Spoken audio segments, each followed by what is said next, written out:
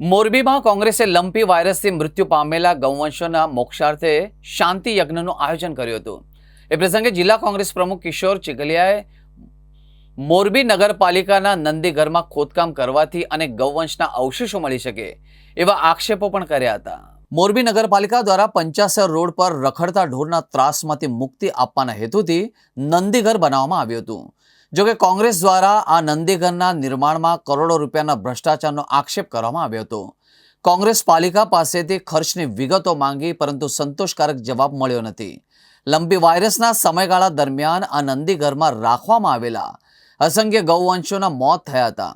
કોંગ્રેસનો દાવો છે કે આ મૃત ગૌવંશોને કોઈ પણ માહિતી જાહેર કર્યા વગર નંદીઘર પરિસરમાં જ ખાડા ખોદીને દફનાવી દેવામાં આવ્યા હતા। આ પ્રસંગે કિશોર ચીખલિયાએ કહ્યું કે જ્યાં મૃત ગૌવંશોને દફનાવવામાં આવ્યા છે ત્યાં ખોદકામ કરવામાં આવે તો અનેક ગૌવંશોના અવશેષો મળી શકે છે। તેમણે ચેતવણી આપી હતી કે જો નંદીઘરમાં ભ્રષ્ટાચાર કરનારા અને ગૌવંશોને દફનાવી દેનારા તાત્કાલિક પાલિકાના શાસકો સામે કડક કાર્યવાહી નહીં થાય તો આગામી સમયમાં કોંગ્રેસ દ્વારા ત્યાં ખોદકામ કરીને ગૌવંશના અવશેષોને બહાર કાઢવામાં આવશે।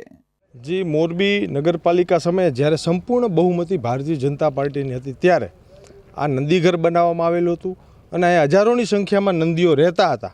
પણ જે તે સમયે નંદીઘરની અંદર ખૂબ મોટા પાયે ભ્રષ્ટાચાર થયો અને નંદીઓ જે પોતાના ભૂખના હિસાબે મૃત્યુ પામ્યા છે અથવા વાયરસના હિસાબે મૃત્યુ પામ્યા છે તેવા અહીંયા અંદાજિત હજારોની સંખ્યામાં નંદીઓને દાટી દેવામાં આવ્યા છે। ત્યારે આ નંદીઘર બાબતે ગુજરાતના મંત્રીશ્રી અને મોરબીના ધારાસભ્યશ્રી કાંતિલાલભાઈ અમૃતિયાએ પણ વારંવાર તટસ્થ તપાસની માગણી કરી હતી।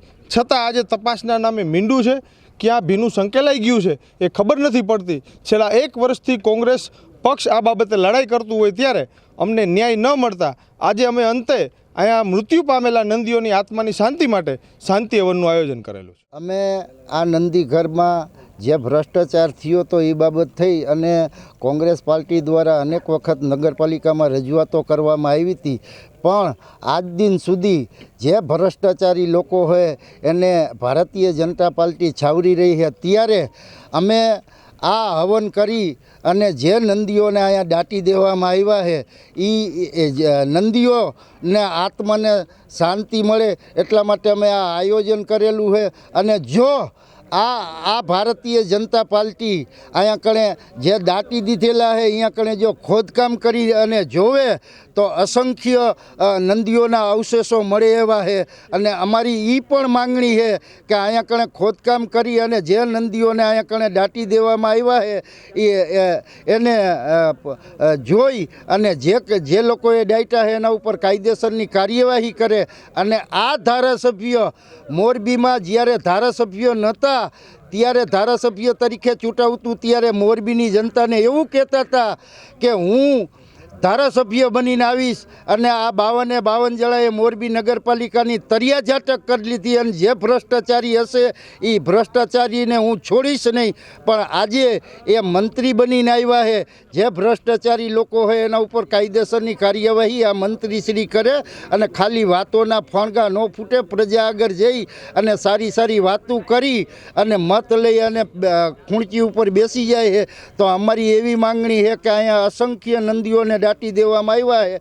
જો અહીંયા કણે ખોદકામ કરીને જોવામાં આવે તો ઘણા બધા નંદીઓના અવશેષો મળે એમ છે। એટલે અમે આજે નંદીઓના આત્માના માટે અમે કોંગ્રેસ પાર્ટી દ્વારા અમે આજે હવનનો કાર્યક્રમ રાખ્યો।